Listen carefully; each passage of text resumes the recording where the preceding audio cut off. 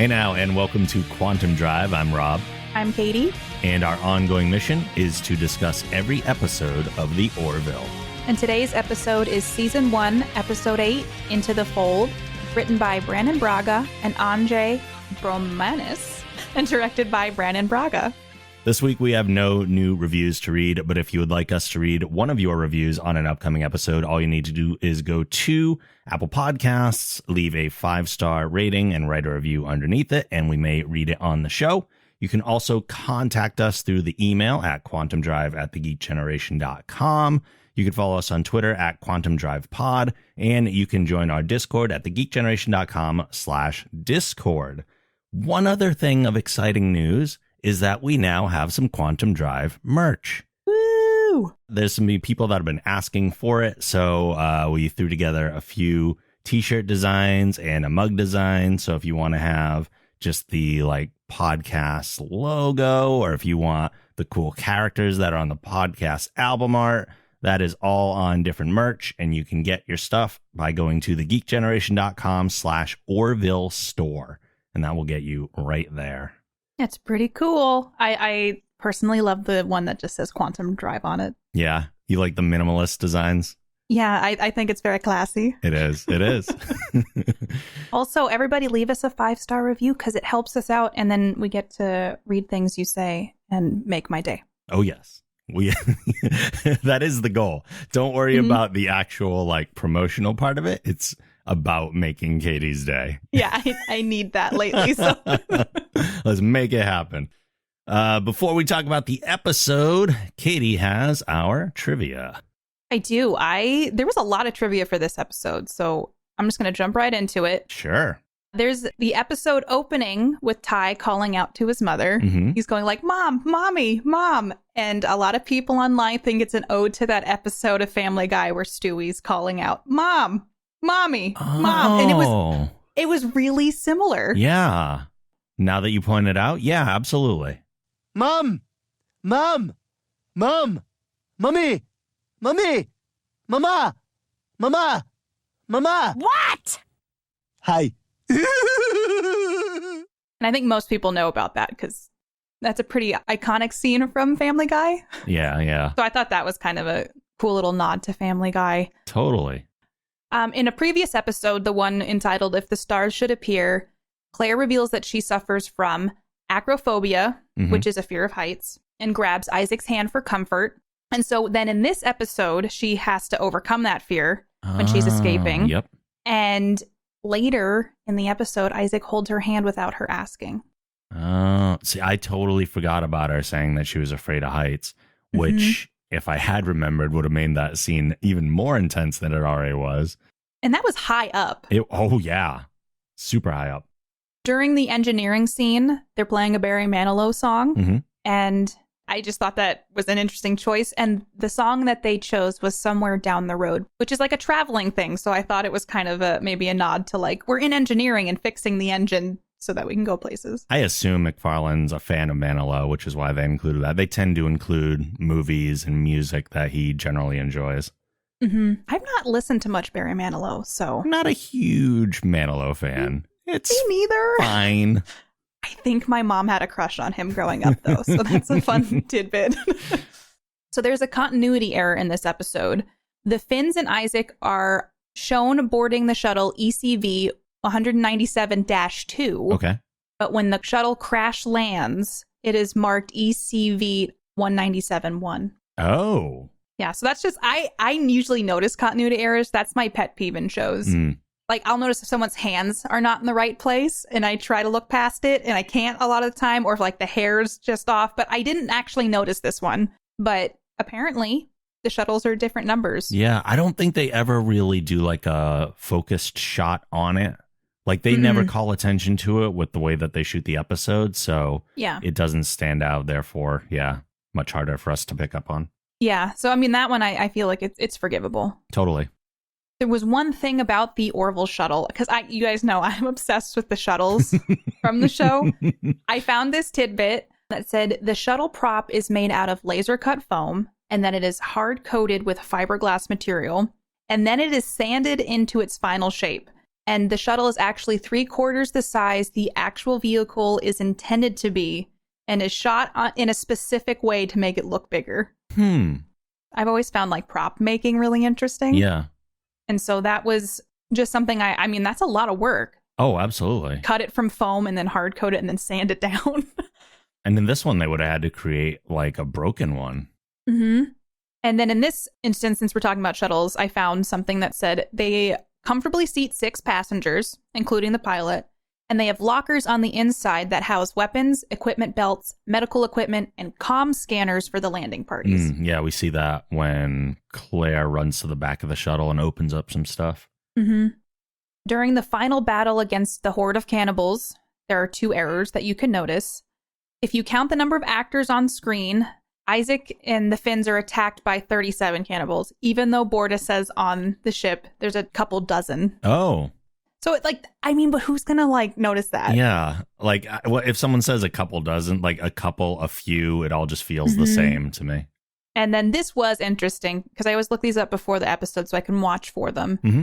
When the cannibals are attacking and they see it on the Orville, it's kind of like a swath of them. But when they are being attacked, they all just kind of come in like a single file area down the mountain. Totally. So I thought that was interesting. And we'll talk more about the fight later. But those are just some more, I guess, continuity errors if you're interested in that. Cool. The 2 kids on the show who play Marcus and Ty found themselves sapped of energy at the end of each day. So one of the things Seth MacFarlane did to give direction to the kids is use his Peter Griffin voice from Family Guy to keep them focused. And I thought that was really cool. That's great. Yeah. I can see MacFarlane being really good with the kids. Mm-hmm. Penny Johnston-Gerald, who plays Dr. Finn, said this about her character. She said, Dr. Claire Finn is the Orville's conscious adult. She has a tongue sharpened with wisdom and fortitude. I thought that was pretty cool because she is, in a way, like a matriarchal character. Oh, yeah.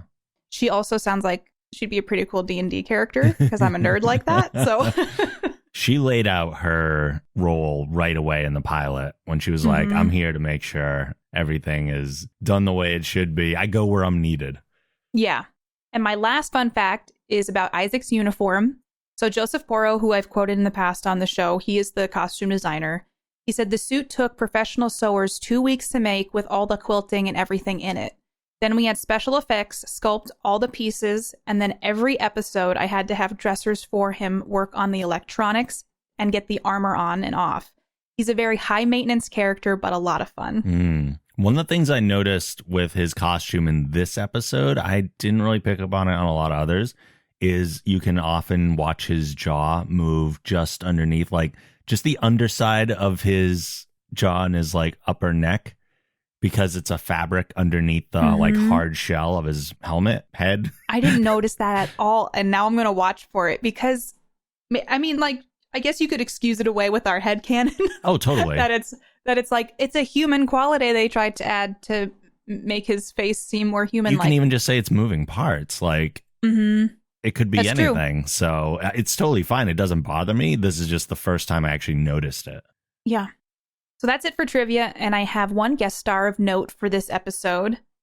His name is Brian Thompson. He played Drogon, and he's no stranger to TV, sci-fi shows, and Star Trek. He's been in The Next Generation, Deep Space Nine, and Enterprise, and he was also in the movie Star Trek Generations. He was. He's also, the way I know him best, because a lot of the Star Trek stuff, he's under makeup, just like in this. He's a guy that they make up all the time. I recognize him right away as the alien bounty hunter from the X-Files. I haven't seen the X-Files. Oh, it's a big character in that show. Yeah. I've heard I would really like that show. I have so many shows I need to watch and movies. Yeah, but we'll just keep watching the Orville. That's fine. Yeah, we're just going to watch the Orville. It'll be fine. That's it. And this was just a fun little fact. Apparently, I didn't know this. On the show, the Star Trek Enterprise series, Seth MacFarlane had a small role on that as well. Yeah, I'd heard about it, but since I've never seen Enterprise, I haven't actually seen that. But don't worry, we'll just keep watching Orville. Yeah, we'll just keep watching Orville, and then we'll be fine. Okay. All right, we good. Getting into the episode, we begin with Claire sleeping in her quarters when Ty comes in to wake her up. Like you mentioned, that other scene, the mommy. He's excited to go on their family vacation. Her other son, Marcus, is not as thrilled. I loved seeing the second bedroom. Yeah? I I've always had okay, this is a weird thing about me. When I was a kid, to fall asleep, I would dream up like people who count sheep. Instead, I would dream up my perfect spaceship. Really? Like how I would have it. Yeah. And like I still tell people to do this if they're having trouble sleeping because it keeps your mind occupied enough that you're not thinking about other things. So I love seeing how spaceships are designed because the functionality of it. And it was interesting to see that the kids shared a room. They had 2 twin beds in it. It was just, I love seeing that kind of stuff. I don't know. Maybe there's something wrong with me. I don't think there's something wrong with you. It is interesting that they share a room like that because I would think it's not like they just get more space because they have 3 people there. But one would think they have some very easy ways to divide that space in the future so that they kind of had a little more privacy. That does make you wonder, are there like 3 bedroom spaceship rooms? Right. Or bedrooms? Like, I mean, there's got to be, I guess since we don't see a lot of large family units. Yeah, I don't know. Maybe there's like suites that you could get with second floors. Well, there's Ed's quarters that we saw in the Priya episode. His is a bit larger, but that is the captain's quarters. But wouldn't you think that like a family of 3 needs more space than, say, Ed Mercer? Yes. It's a luxury for being a captain. Yeah, I get it. Yeah. And there's no way Finn would take those quarters, but there has to be some similarly sized things around the ship. Yeah. Maybe it's just like, this is how the future is, and it's just, you make do with what you have. Yeah. Even if that means cramped space, because of like living on a spaceship would be, it's not going to be like living out in like a city even. Right. You don't have room to spread. Ready to depart, Kelly informs Claire that John won't be able to join them as their pilot, so Isaac is enlisted to help out instead. Claire doesn't seem overly thrilled at the replacement for this one. I love Isaac more because of this episode. Yeah. And I love Bortus still, but I think Isaac is a pretty close second to my favorite character. And I think the dynamic on this episode worked really well for all the characters involved. Oh, totally. Yeah. I like to the evolution of Claire and Isaac's. Well, Isaac doesn't need to necessarily accept anybody, but Claire has a little bit of a prejudice towards him, I think, at the beginning. I wonder if it's because it's like that non-human aspect to him. Yeah.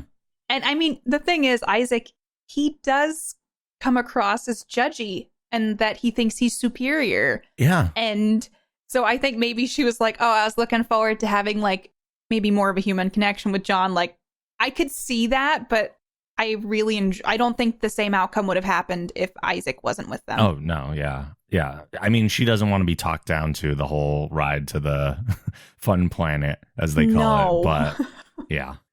Aboard the shuttle, Marcus and Ty are constantly fighting, and Claire is aggravated. She's even more aggravated at Isaac's suggestions for correcting their behavior.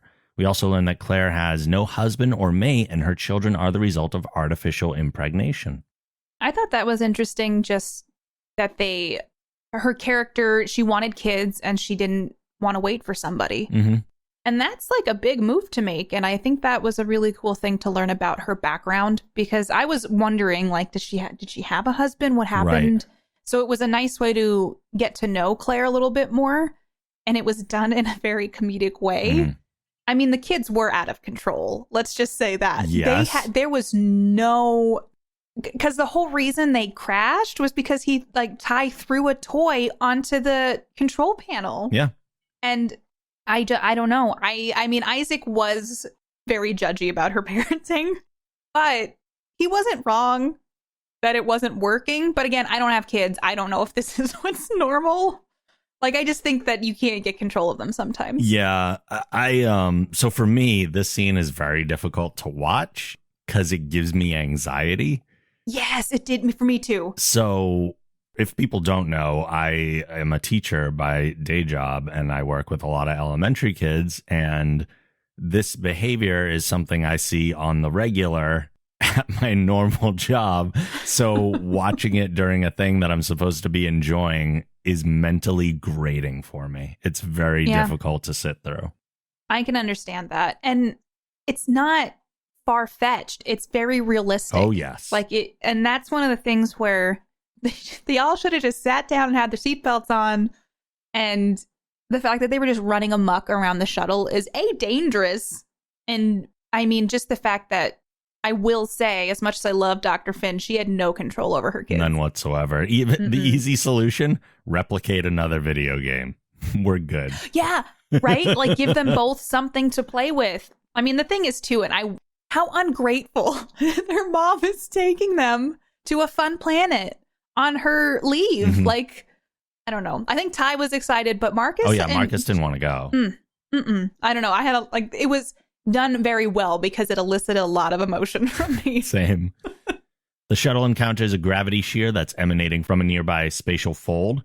As Isaac begins to make course adjustments to avoid it, Ty grabs Marcus's video game and throws it at the console. The impact messes up Isaac's corrections, and the shuttle gets caught in the gravitational pull of the fold until the shuttle is pulled into and through it.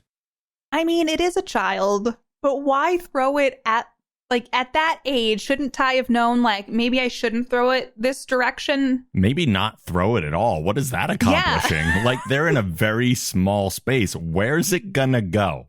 It is something where, and this is, I don't want to like ruin it, but later in the episode, Isaac handles what should have happened so perfectly. Even though that might not be the best solution in this enclosed space. Right? And so it just kind of, I mean, essentially, I wrote a note. It's the kids' fault they got caught in the gravity field since they were out of control. 100%. Your mom's trying to take you on a nice vacation, and you get stuck on a cannibal planet, and it's your fault. The shuttle is hurtled about 1,000 light years from its previous position into uncharted space. Damaged by the trip through the fold, they find a nearby moon where they'll be able to breathe and set a course to land. The other thing, too, is like Claire had to run to the back to fix stuff or like to do something so that Isaac could try to like maintain some control. And I just thought it was interesting that the kids are sitting down finally because they're hurtling towards this moon. But like Ty still grabbed her arm and said, "Can I come with you?" Yeah. And I'm like, there's just no, I mean, it's a small child. I get it. But just no concept of like what is going on. You would think kids aboard a starship would have to go through like some sort of awareness training. Like they don't have to be treated like Krill trainees, but they do need to be aware that, hey, this isn't just like the carefree normal life that we would have living on Earth. This is a ship where there are procedures and you got to be able to fend for yourself a little bit. You think Wesley Crusher, when he was a small child, got his mom into situations like this? Not Wesley. No, definitely not Wesley. I feel like Wesley was a little bit more well-behaved, but he was also an only child. And I think that makes a big difference. As soon as you put two together, chaos.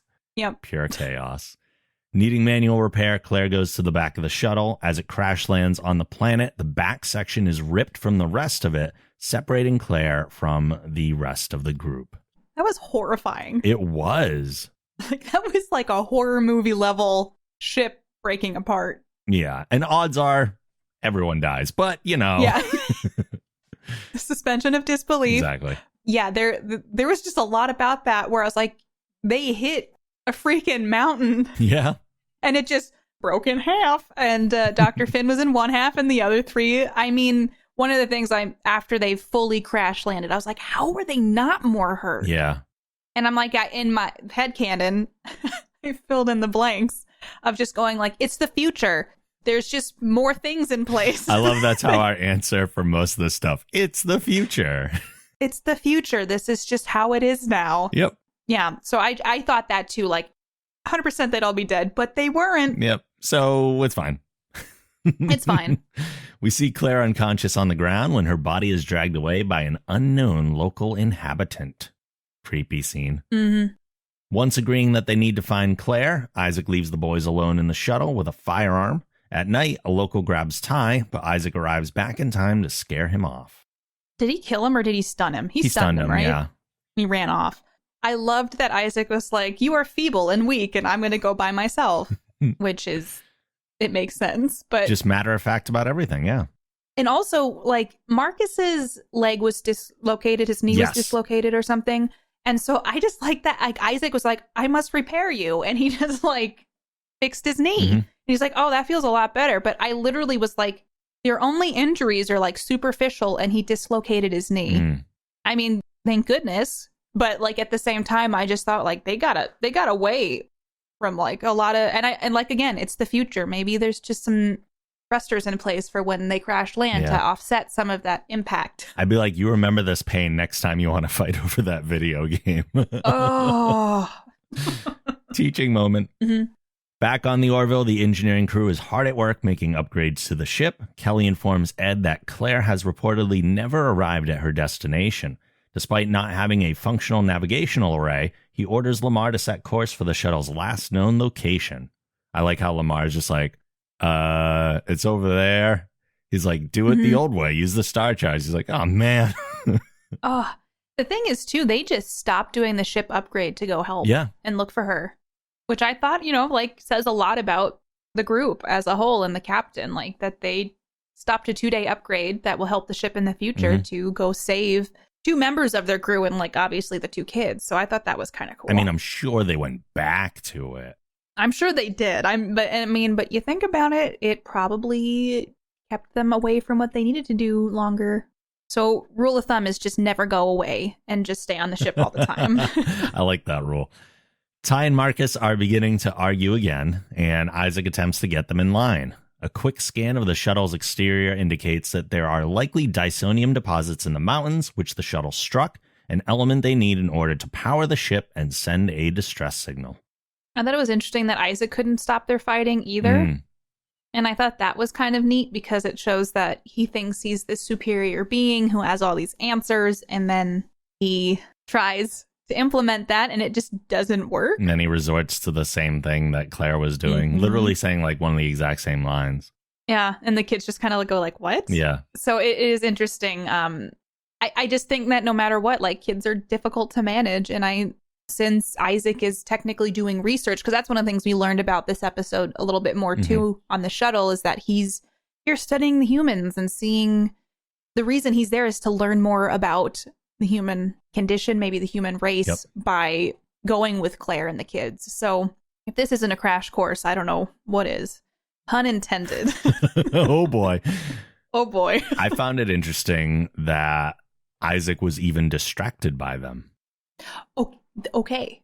I had a thing about this. Okay. I was like, it's kind of part of my takeaway too, but like there was a thing where there were hints where I'm like, does Isaac have like a human quality or feelings because he was distracted by them? He's a machine. He shouldn't have that. And just some of the things that happened throughout this episode, and I'll bring them up as they come up, but like just certain things like throughout the episode where I was like, wait, I didn't notice this the first time I watched this. I know we kind of equate Isaac to Data because that's the similarity, but I don't know all of Isaac's kind of processing power and like what he's capable of and what he's not capable of, because we just don't have as much information at this point. But I did find it weird that like he couldn't just filter out what was happening around him and focus on what he was doing, or that his processing power wasn't strong enough to do both simultaneously. I thought that was really interesting too, and I noticed it. And I made notes about it, like whenever anything came up relating to it. And I was like, that is really interesting about Isaac. I don't think he has an emotion chip like Data does, but there's definitely some things that did not seem very robotic. Yeah. Something that happens much later that definitely need to talk about. Claire wakes up in a locked room. An alien inhabitant brings her food and tells her that she's in a safe place. However, he's not letting her leave. He is a creep. Drogan, that's how we say it, right? Drogen. Drogen is my worst nightmare. He's like, I brought you food. Claire must have felt so helpless in that situation. Oh, I'm sure. And then like he comes in. Why is she locked in there? If he was trying to help her, why is she locked in there? Why did he get her? There's just a lot I have questions about. And I'm pretty sure he's a creep for sure. I have assumptions kind of based on one of the things that she does in a little bit. My belief is that Drogen has her there to keep her safe. I think that's authentic. but I think it's out of selfishness because he's all alone. So, and I don't think he wants necessarily anything from her aside from the company. And until she acclimates and accepts where she is, he has to keep her locked in there. That's his mentality, I assume. What if he's feeding her? Oh, boy. He's giving her food to fatten her up so that he can eat her. This is the horror movie fan in you is what this is. See, I thought that at first, and then I was like, no, I don't think I'm like he said he has tons of food and water. He's all set. Like, why would he just not kill her now? Why waste his food to get food? That's true. I mean, there's a lot to that, but he's just such a creep about it. Like, what is he hoping Stockholm Syndrome would like kick in at some point and she'd just be like, this is great. Maybe, although can't wait to hang out with Trogan. We also don't know anything about his race. Maybe this is how they are socially. Maybe he's being completely like polite and cordial as far as they go. That is true. And it was interesting because at this point she mentions the translator, which I've been like asking about a little bit. She's like, my translator must be broken because safe means something different in my language. And I was like, oh, snap. They're talking about the translator. So it kind of, I love those little details because it helps my headcanon not have to headcanon. And I can just, kind of go forward with this knowledge. Yeah, we had just kind of assumed there was a translator up to this point. And this is maybe the first mention that we actually get of one. Which means the inhabitants of that planet speak a different language altogether. True. Or she was just making a note of her translator, even though they were totally talking the same language. But I assume any alien race has a different language because what are the odds, really? Yeah, they don't all speak English. Yeah. The next morning, Isaac, Marcus, and Ty are walking towards the mountains, and the boys are beginning to fight again. This time over the video game, also again. Isaac grabs the game, tosses it in the air, shoots it, and says it must never be spoken of again. That's what should have happened on the shuttle, and they would not be in this predicament that they are currently in. Yeah. But here's something about that. Isaac got frustrated, and that's why he shot it. This is true. If he was a robot and he's just filtering stuff out, that would not have bothered him. That's very true. Yeah, the fact that they're fighting bothers him at all is an emotional response. So the fact that he grabbed it, and so I put Isaac destroyed the game. Did he get frustrated? Because I think that's like a human thing. That's not like a robot going, oh, this is annoying. Robots don't do that. No. So I'm like thinking maybe more about the Kaylon, I guess, race at this point. Would they be considered a race? Yeah, sure. Maybe they're more advanced than we think, that they have emotional responses to things. I noticed that he's not necessarily using a logical approach. You could say like getting rid of the game is the common denominator that's causing this fighting. So him, from an analytical perspective, destroys the game. But if he was truly being a robot, he wouldn't care that they were fighting behind him. It would have been interesting if they wrote it in a different way, where he was like, the pitch of your voice is piercing through my circuits and therefore must be ended.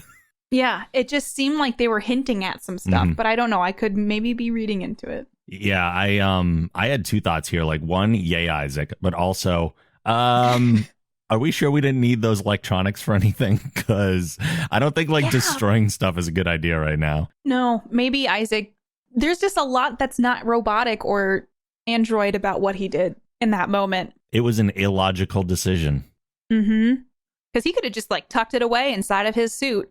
Yeah, there's a lot to think about there. Isaac attempts to understand Marcus's behavior toward his mother. He suggests that his behavior indicates that he dislikes her, but he says that isn't true. Suddenly, they're surrounded by locals who demand the children be given to them, and Isaac quickly stuns them all. Isaac was like a badass. Oh, yeah. With that.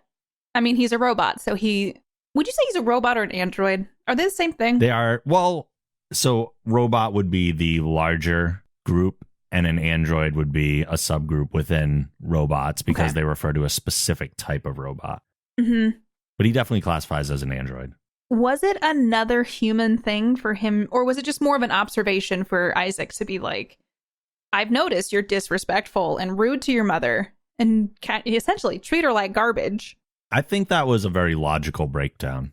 Yeah. And one thing I really liked about this episode is that it does showcase the whole parent-child conflict. I mean, I think we've all been there. But it is something where it takes sometimes a third party to subjectively show you that you're being a jerk. And I thought that was really interesting that Isaac approached it and said, like, you're really disrespectful to your mother. And Marcus goes, no, I'm not. And it made him internally investigate. And I thought there was a lot of growth in this episode. And I honestly, the two actors who play the kids on this did a really good job. They're terrific. Yeah, they did a very good job. Scared, Ty grabs Isaac's hand, who says it must remain free to use and lets go. Marcus encourages Isaac to hold his hand anyway, and he does. So I don't feel like Isaac necessarily, I mean, he kind of learned something there, but I don't think holding his hand was an emotional response at all. He just did exactly what Marcus told him to do. Yeah, I thought Ty did the puppy dog eyes pretty much, but I don't know if it's because I've always had an affinity for Data, but just like when robots have those little moments with humans, I'm like, oh my gosh, because it's just this like, it's bringing human quality to something that's inanimate. Because again, I'm a weirdo, but like when I was a kid, I like treated all my stuffed animals and things. I treat them all with respect because I'm like, you might be real. I don't know. Like, and so I've always done that. So whenever I see inanimate things like Isaac, who's technically metal, have that like human quality kind of brought to him, it like warms my heart. The alien inhabitant returns to the room where Claire is and introduces himself as Drojan. He tells Claire that there was a war and the water has been poisoned with a biological weapon that has made most of the planet's inhabitants sick. He, however, saw the danger coming and had stored enough food and clean water to last a long time. Claire says that she's a doctor and might be able to find a cure, but Drojan says there is no cure and leaves her locked in the room. Very like Fallout kind of situation going on here, totally. Where I think like there's a madness that's probably creeped into their brain a little bit. And the thing is like she's clearly from another planet. She clearly has technology. Maybe she could find a cure. Yeah. And I just don't know. Maybe he's working on the trust side of his things too, to be like, all right, I got to feel her out to see if this is something. But just how easily he wrote her off. But he is, I mean, you have to admit, he's a creep. Really reinforcing that creep side. He reminds me of Buffalo Bill. Okay. Like it puts the lotion in the skin, on the skin, like that kind of guy. I can see that. We have no indication that he had any plans to harm her whatsoever, though. That's the one kind of major difference. His demeanor is creepy. Well, again, like I said, we don't know their culture. And also, we don't know how long it's been since he's really associated with anyone else. You just know when someone gives you vibes. Drojan gives me some vibes. Again, maybe he's not a bad guy, but look, I don't think he's the greatest guy, but I'm just playing devil's advocate here. So true, but he's given me some off-puttingness. Katie trusts nobody in the apocalypse. Nobody. No. That's how we survive, Rob. As Isaac and the boys approach a river, they walk across, but Ty falls in. He gets up visibly unharmed, but undoubtedly swallowed some of the water. So my husband watches the show with me when we do our recap, and he looked at me and he's like, why did he fall in the water? That scene seems so unnecessary. And I was like, Drojan just said that the water was contaminated. He's like, oh, it makes sense now. But I just thought it was funny because, like, had that not been revealed to us, it would have been a pretty... very lackluster scene. Yeah, Marcus did help him out of the water, which was like a nice brother to brother moment. But yeah, I was like, clearly the stakes have been risen now that Ty has fallen into the water. It's in his mouth. It's in his mucous membrane. There is no turning back now. Oh, yeah. The Orville approaches the shuttle's prior location and detect the spatial fold, or as Gordon calls it, a glory hole. Alara detects an ion trail leading into it, suggesting that the shuttle passed through. Mercer gives the order to enter the fold, and they make it to the other side, sustaining minimal damage, along with Ensign Davies spilling soy sauce on his pants. Probably my favorite line from the show is when Bortus says, we're entering the glory hole. It's just like, Bortus, you don't, never mind. That whole interaction with Gordon being like that, and Ed saying, no, you're the only one who said that, and just like facial expressions, and it was such a short scene, but it made such an impact on the show. I enjoyed the whole soy sauce thing. He's like, wait, he really put that in a damage report? We need to get better people. I know, which is awful. It was so well delivered, that whole sequence. Oh my goodness. Unable to locate the shuttle, the Orville begins an extensive search. As night approaches, Isaac mimics Claire's voice and recites Peter Rabbit as a bedtime story to help the boys get to sleep. The next morning, as the boys awaken, Ty has become ill. I will say, I read Peter Rabbit growing up, and I forgot how dark that was. It kind of is, yeah. And I thought the editing was really good for that scene. Like showing Claire being resourceful and trying to find a way out. Mostly what stuck with me during that was how dark Peter Rabbit truly is. Talking about getting baked into a pie and all that. Yeah, I don't remember that. Do we, like, as children, do we black out all those things? I think they adjusted the story a little bit for the kids' version. Oh, man. There's, like, pages missing. Yeah. Oh, yeah. But I thought the editing during that sequence was really good. And showing Claire trying to find her way out. Because she's essentially in the bottom of a well with a basket being lowered. Oh, my goodness. Claire cuts herself and tells Trojan she needs the medical supplies from her shuttle or else she'll die and he'll be alone again. He leaves to retrieve them and she climbs out of the window and into an adjoining room. Searching the rest of Trojan's home, she finds her comm scanner and contacts Isaac. They've obtained the Dysonium and are heading back to the shuttle, so Claire plans to do the same. Before they break contact, Claire has a quick heart-to-heart with Marcus. I really liked the Marcus and Dr. Finn scene. I thought it's obviously heartfelt, but it felt very real. Yeah, it was very well done.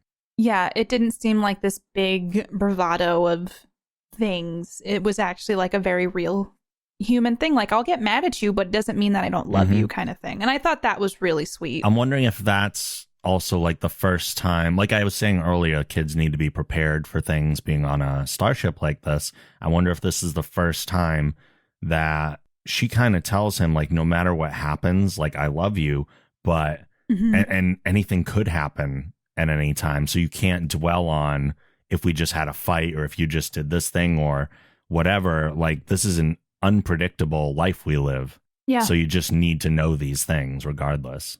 It was really, I mean, like, she's finding out Ty is sick. Yeah.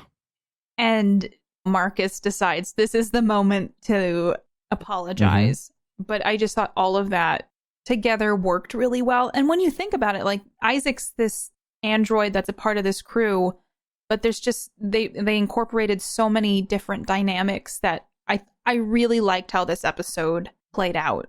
And I feel like there was a lot of growth and a lot of different scenarios, like parent-child conflict, but it was resolved in a lot of different ways. And it just was very human.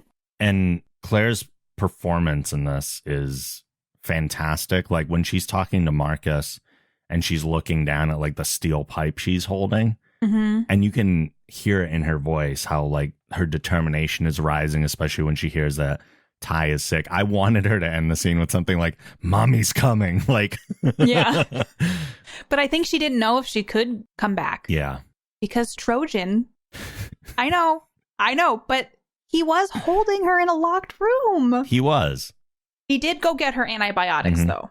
So there is something to say for that. Yeah, I mean, he took her out of a place where she might have gotten eaten, gave her food, and went to go get her help when she was injured. He's a creep. He had to be convinced to go get the antibiotic because he's like, a bandage will do. And she was like, no. So I'm just saying, but she cut herself. Like, she really did. When Trojan returns, Claire stabs him with a knife, shoots him, and escapes. On the way back to the shuttle, she shoots one of the locals and takes a sample of their blood to begin work on a cure. Okay. I will say Trojan didn't deserve all that. Yeah, that's a lot. It was a lot. I will say, though, maybe she could have incapacitated him or something, but she, like, straight up murdered him. I get it, because he was a creep, but he did go get the antibiotics. This is where I even was like, okay, I didn't like Trojan, but I don't think he deserved that fate. Yeah, I don't know Trojan personally. Maybe he's a swell guy. Maybe he's a total creep. What he was doing to her was not obviously a good thing because he was keeping her captive against her will. I'm not defending that. But yeah, murdering him straight up is a little much. I'm thinking it's because she found out Ty is sick. She wants to get back to her kids, so it's probably survival at that point. Like, she's just like, this is how I can guarantee that I get out. Because, like, what if she knocked Trojan out and then all of a sudden he's up again? He's running after her through the forest because he's lonely. I'm so lonely. Just flailing his arms. So I did think, like, that was pretty intense, but maybe she didn't even intend for it to go that way, and it just went that way. I mean, she did stab him directly in the gut. I think that's a kill stroke. And shot him just to be sure. The group assembles at the shuttle, and Ty is doing worse. The Dysonium provides only enough power to send a quick distress signal. From the sample, Claire is determined she could create a cure by using the Orville's med lab, but it could take weeks for the ship to arrive through normal travel. Isaac takes Claire's hand briefly, then exits the shuttle to stand watch. I wonder if he instinctively did the hand thing because he knows from his study that humans find it comforting. I think that's what it was. Or he might be kind of human. I don't know. Like, that was another thing where I was like, he did learn this behavior, but he didn't have to do it because, like, if he's studying the humans, he doesn't have to participate. Correct. In their customs. It was really sad seeing Ty that sick. It was, yeah. That was, like, super... This whole episode just kind of went all over the place, and I was just not prepared for the emotion of it all. And I like, when he was having trouble breathing was, like, really sad and upsetting to watch. So, yeah, I mean, the stakes were high in this episode, I feel like. Absolutely. Alara detects the pulse from the shuttle, though they're unsure of what it is. Scanning the source, they locate the party on the surface.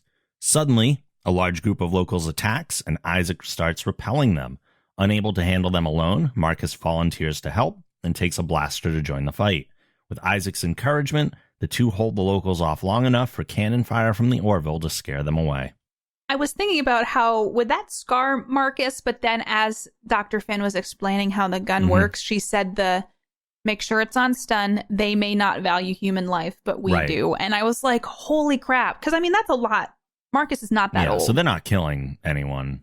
It felt very, like, video game-like when he's out there with Isaac and he's like, you need to focus, and, like, all these things that I feel like a video game would tell you when you're learning how to do something, which kind of, in my head, pulled it full circle because he was playing video games a lot throughout, and he got pretty good at shooting. It was just interesting that the situation was so dire that Marcus had to be the one to step in. I don't think he had to necessarily, but I think he saw that Claire didn't want to be separated from Ty at this point and stepped up. And I think it was his way of, like, apologizing in a strange way. Like, saw his mom was distraught, realized from kind of being called out how badly he was behaving and how he was showing her that he cared about her. He was like, okay, well, I'll show her how I really care about her now. You think it would be scarring for Marcus? Sure, though? There's people trying to kill him, regardless. But, like, he's also shooting them. Yeah, I don't think it's as bad as if he's killing people. He's just knocked out for a little bit. It's fine. Yeah, I thought about how at that age, I mean, he's got to be like, what, maybe 15? Maybe 14? He's young. Yeah. So I just was thinking about, it's like that you got to grow up right now moments. Yeah, it was a bit of that. Back aboard the Orville, Claire synthesizes a cure and Ty is recovering. Grayson wants to be notified when a large amount of the cure is ready so the Union can be sent back to help the remaining survivors. I'm glad they included that because it was one of my immediate thoughts. Like, if you have a cure, you should probably do something about it. She does kind of say, though, like, if the Union gives us permission. Because I think it might fall into that non-interference type thing. Although they just got fired upon by a ship, so... This brings up... Okay, so, like, in the last episode, Majority Rules, they went to save Claire and Isaac and the kids, but John, I don't know, it's just interesting. Maybe because it was more primitive of a society, they're cannibals, it's post-apocalyptic. Yeah, they just kind of went in guns blazing during this one, but I think it might have been the fact that the damage was already done. Like, the ship crashed there. Yeah, it's true. Yeah, so there's just a lot of... I would hope they went back and cured them. At the same time, though, like, how do you... Is the planet even, like, farmable at this point? Like, there's just a lot of things. I mean, that's the Union's problem.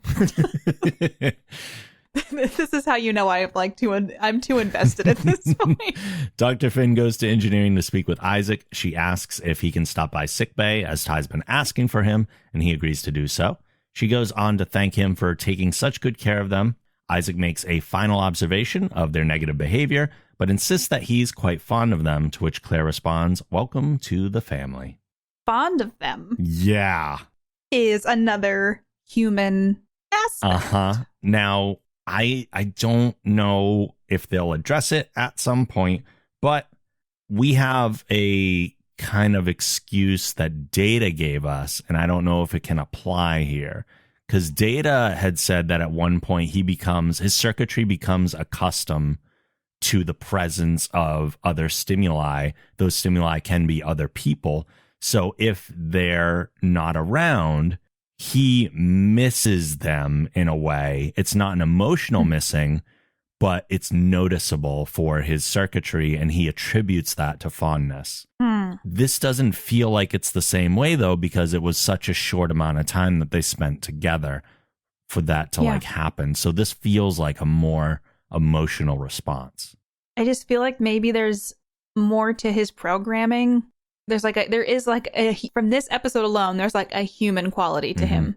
Even like minor things, but and I don't know if that was purposeful or if it's just like it was good for writing, but it feels like it was purposeful. Yeah, they wouldn't have said fond, I don't think, unless it was intended to call attention to that.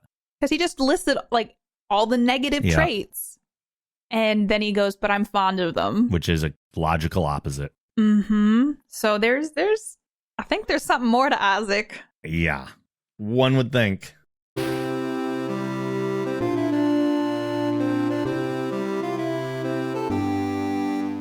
All right, it's that time. What's your big takeaway from this episode? I forgot how much I liked this episode. Yeah? I feel like the writing was really good. I loved the interactions between Isaac and the kids, and just his dry delivery of, I am a superior being and just, I have to repair you, and just him saying kind of really rude things, but it's just, logical for him to do so. I did feel like the whole episode was like a lot of roller coaster all over the place, but I liked that. I feel like it did grow characters. It showed us more into Claire and Isaac and her family. I feel like Isaac has some sort of emotions. Even if it's minor, I walked away being like, there's something there, especially with that final scene. Like, after all the little hints throughout the episode that I picked up on, and then at the end, there's I'm fond of them. I'm like, there's something more. And so maybe eventually we'll figure that out. But he doesn't seem all android to me. Yeah, the other interesting thing with Isaac, too, is with Data was programmed to respond in a superficially emotional way. Like, his face would change to show that he was smiling at a certain point or laughing. Not laughing, he never really laughed. But he would have little tics and stuff that would mimic human behavior. Isaac just has a blank slate. So we don't even get that. So it's a little stranger, and it kind of invites more questions, actually. Which I enjoyed about this episode is that the writing was witty. It was like smart. And I mean, there was like the glory hole thing, but even that was really funny. But I thought that with the serious things, it was balanced really well. The humor was a lot less present in this episode, and it had kind of a darker tone overall. Did you enjoy like Isaac's quips and one-liners? Yeah. Oh, you mean like the jokey things, or just like this him saying like I'm far superior? Oh yeah, that's his character. Yeah, totally. Yeah, I love Isaac because he's like Bortus in a way, which I think maybe this is my kind of favorite character, is the delivery of lines in a dry manner. And I just think it's funny. But I also just thought that all the actors in this episode did a really good job. True. And they all played off of each other really well. And I mean, Claire is just a badass in general. As far as episodes in season 1, where does this stand for you? Like somewhere in the middle, at the top, near the bottom? I mean, you said you liked it, so I doubt it's near the bottom, but... I think it's I mean, honestly, I feel like this is probably one of my favorites from this season. Wow. Okay. Mm-hmm. And in my head, every time we watch one, I'm like, oh yeah, I remember this. But for some reason, like, it feels like it's so long ago. This was 2017, I think this came out. So when I go back and look at all the episodes we've gone through so far, I think this is probably it's probably near the top. Wow. Mm-hmm. What about you? It's amazing to me how opposite we are sometimes.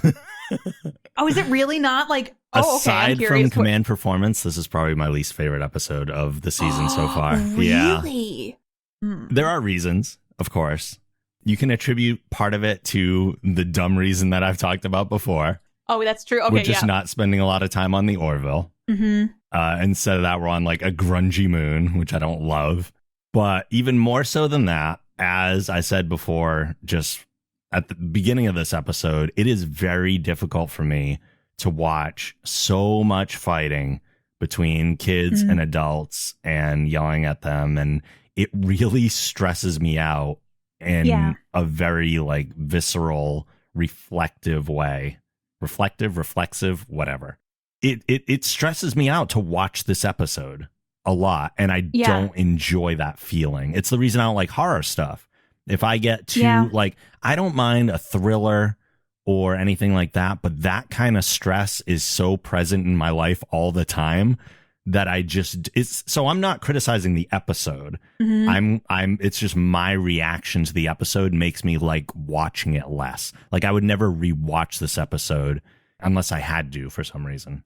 Yeah, I could see that. I think I don't work with kids, so I feel like maybe since I'm removed from that, it's not as stressful like to watch. But I think too, I really do you like. Who's your favorite character? Do you think from the show? Do you have a favorite? I really like Gordon. I could see that. Okay, yeah. So and Gordon wasn't very prevalent in this episode. I love Isaac, and so I think that's part of the reason why. And I like horror things, so there was a pseudo horror level to this episode. Sure, it's cannibals. They're creepy. They've got boils all over their face. Drojan is a freaking horror character. If you didn't notice by our different reactions to Drojan, Katie likes horror things, and I write them off. See, so I can understand why for you this might not fall towards the top. I think there were elements to it that I enjoyed. See, okay, so the last episode, Majority Rules, that was a different planet. It absolutely was, and it is my favorite episode of the first season. One, because of the stuff that they tackle, and two, because they're basically on Earth. Like, I know they're on another planet. They're like on an Earth, like I can relate to where they were. Okay. Like, it feels more normal to me.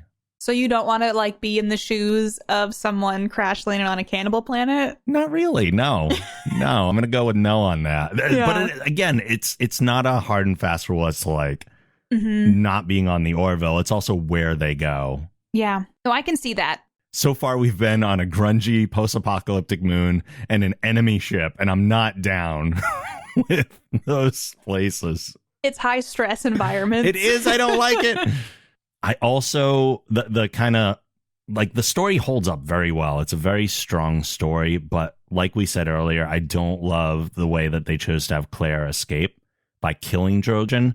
I feel like they could have had her get out any number of ways and just leave the building while he's gone instead of waiting to assault him somehow. He was keeping her captive, but he never harmed her. And we don't know his character. And there might have been another reason that we were unaware of that he was keeping her there. Granted, it was against her will, but he did not deserve to die. I thought that was a bit much. No, and even I felt that way. Like when I was watching, I was like, yeah, that seems a little excessive. Yeah. Like she could have locked him in the room that she was in. Just outsmart him. Mm-hmm.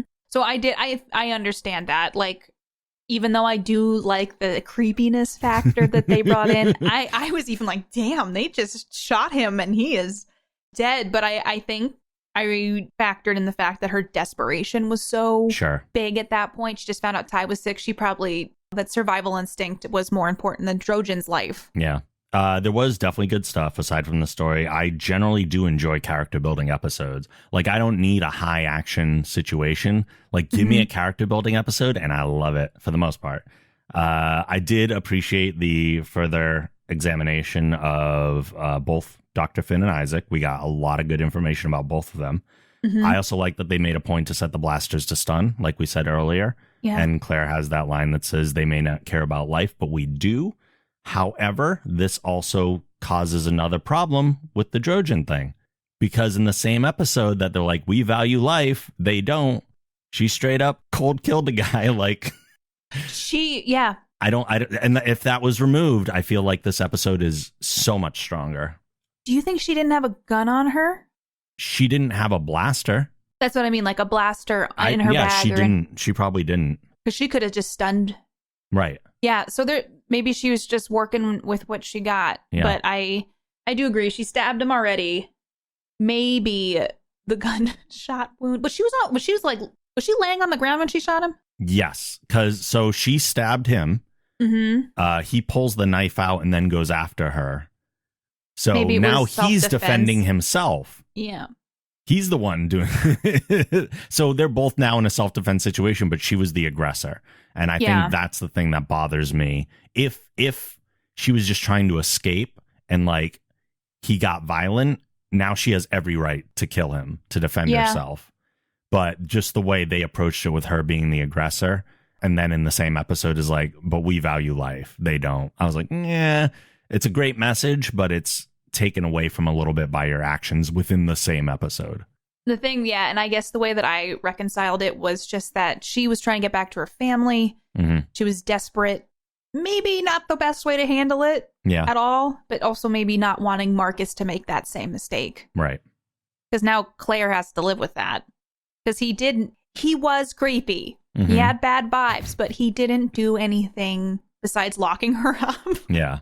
That would have constituted like a death sentence. But that's what he got. Maybe he was okay. Maybe he just got knocked down. Maybe he's fine. He's living his best life now. Let's just pretend. Before we get out of here, Katie's husband, Mark, is also a big fan of the show. And as he always does, he likes to leave us with his one-sentence review.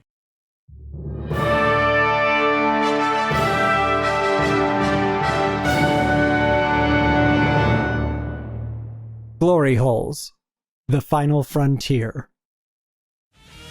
Quantum Drive is a production of The Geek Generation. If you like this show, be sure to check out our other podcasts on the Geek Generation Network at thegeekgeneration.com. If you'd like to support the show and get access to exclusive bonus podcasts along with other perks, you can visit our Patreon campaign at thegeekgeneration.com/support. You can follow Quantum Drive on Twitter at Quantum Drive Pod and me at TheRobLogan. You can follow me on Twitter at PlayKatiePlay and on Twitch at Katie Peters Plays, and Katie is spelled Katie. Please rate the show and write a review on Apple Podcasts. If you do, we may read your review on an upcoming episode.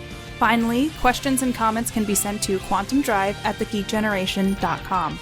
We're out of here for now, but we'll see you soon in the future.